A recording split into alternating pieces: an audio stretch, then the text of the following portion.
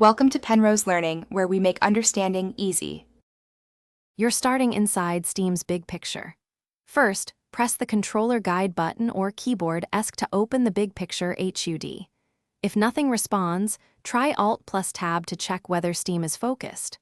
Once you see the menu, navigate to the gear icon for settings. Make sure you can select options with your input device. You're not changing account or library yet, you're just regaining control. Keep input steady and don't hold buttons. Short presses register more reliably in this UI. Now that settings is open, go to Interface or Controller Settings to find the Exit Big Picture option. On controllers, it may read Quit Big Picture. Use O or Enter to select it, then choose Confirm.